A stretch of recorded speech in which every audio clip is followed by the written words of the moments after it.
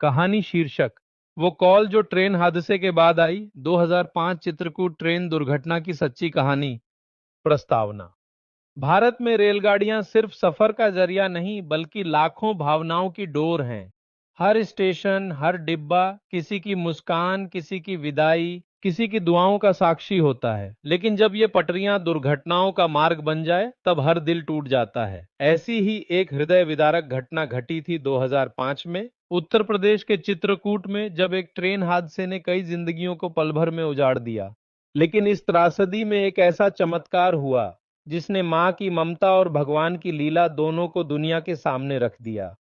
वो रात जो कभी नहीं भूली गई। तारीख थी 15 जुलाई 2005।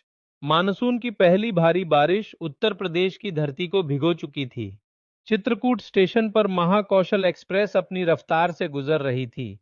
तभी पटरियों के नीचे की मिट्टी अचानक धंस गई। ट्रेन के 3 डिब्बे पलटे और उनमें एक डिब्बे में थे रामलाल और उसकी पत्नी सुनैना अपने 6 साल के बेटे मोंटी के साथ। धमाका हुआ, चीखें गूंजी और बारिश की बूंदें खून से मिली मिट्टी पर गिरती रहीं। टूटी सांसें, बिखरे सपने। हादसे के बाद जब रेस्क्यू शुरू हुआ तो जगह जगह से शव निकाले जा रहे थे। एक बच्चा खून से लथपथ, शरीर से चिपके कपड़े, न कोई हरकत न कोई धड़कन, मलबे के बीच पाया गया। उसके हाथ में एक छोटा सा पीले रंग का खिलौना था। सुनैना बेहोश हो चुकी थी, रामलाल घायल था और उस बच्चे को मृत मान लिया गया। ये मोंटी है, रामलाल ने लड़खड़ाते स्वर में कहा।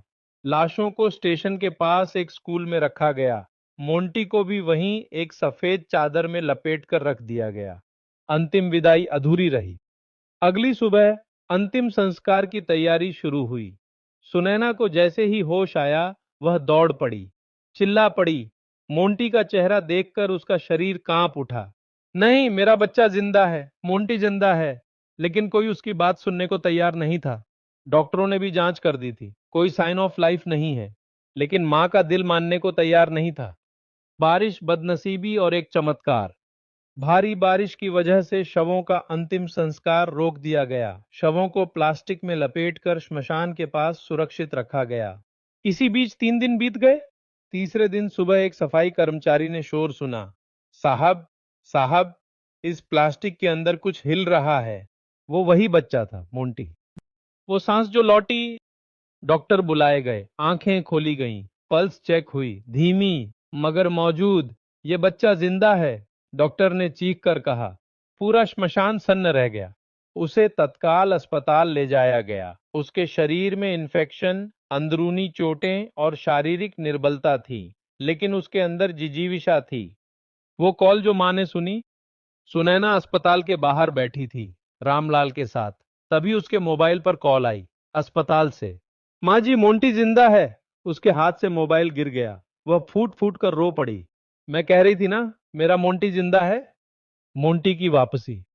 अस्पताल में कई हफ्तों तक इलाज चला। मोंटी को धीरे धीरे होश आने लगा। वह माँ को देखकर मुस्कुराया, उसकी उंगली पकड़ ली। माँ की आंखों से अश्रुधारा बहने लगी। मोंटी, तू वापस आ गया बेटा। माँ, मुझे बहुत डर लग रहा था वहां अंधेरे में, वह फुसफुसाया। एक माँ का विश्वास। इस हादसे के बाद जब लोगों ने पूछा, कैसे यकीन था तुम्हें कि मोंटी जिंदा है, सुनैना ने बस एक बात कही। एक माँ को अपने बच्चे की सांसें सुनाई देती हैं, भले ही पूरी दुनिया उसे मृत कह दे। आज का मोंटी। आज मोंटी बड़ा हो चुका है। वह एक एनजीओ चलाता है जो रेल हादसे में बिछड़े बच्चों की मदद करता है।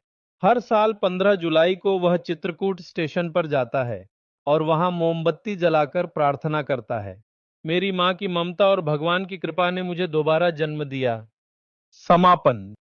चित्रकूट ट्रेन दुर्घटना में कई जानें गईं, लेकिन एक जान, मोंटी, चमत्कारिक रूप से बच गई।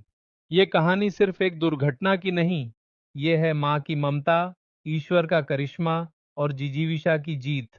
जब कोई कहता है चमत्कार नहीं होते, तो सुनैना बस मुस्कुरा देती है। तुमने मोंटी की कहानी नहीं सुनी,